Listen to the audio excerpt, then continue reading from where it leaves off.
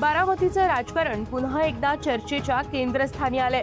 अजित पवार यांच्या निधनानंतर निर्माण झालेली भावनिक लाट, त्यानंतर लागलेली विधानसभा पोटनिवडणूक आणि उमेदवारीच्या हालचाली या सर्व घडामोडींनी आधीच वातावरण तापलेलं असताना आता एका व्हिडिओने नव्या वादाला तोंड फोडलंय।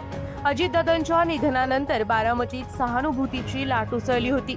याच पार्श्वभूमीवर अजितदादांच्या पत्नी सुनेत्रा पवार यांनी उमेदवारी अर्ज दाखल करत राजकीय समीकरणांना वेग दिला।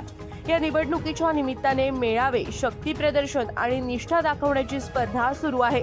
अशातच फॉर्म भरण्यापूर्वी झालेल्या एका मेळाव्यातील दृश्य आता चर्चेचा विषय ठरत आहे।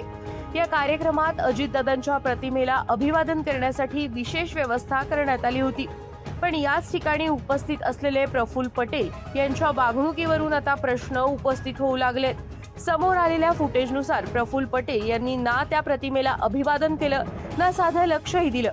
हा केवळ योगायोग होता की जाणीवपूर्वक दुर्लक्ष? हा प्रश्न आता बारामतीच्या राजकीय वर्तुळात जोर धरू लागलाय। या घटनेनंतर टीकेचा सूर अधिक तीव्र झालाय। ज्यांना अजितदादा कधीच प्रिय नव्हते ते आज त्यांच्या नावावर राजकारण करत आहेत असा आरोप काहींकडून केला जातोय। सत्ता मिळवण्यासाठी नात्यांचा वापर केला जातोय का, हा मुद्दा देखील पुढे येत आहे।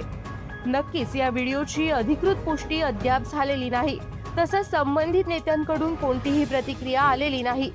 मात्र राजकारणात मौन देखील अनेकदा खूप काही सांगून जातं, हे पुन्हा एकदा अधोरेखित झालंय। बारामतीत सध्या सुरू असलेल्या या चर्चेमुळे एक गोष्ट स्पष्ट झालीय, राजकारणात केवळ कृतीच नाही तर कृती न करणं देखील तेवढंच अर्थपूर्ण ठरतं आणि तेच या व्हिडिओतून दिसत आहे।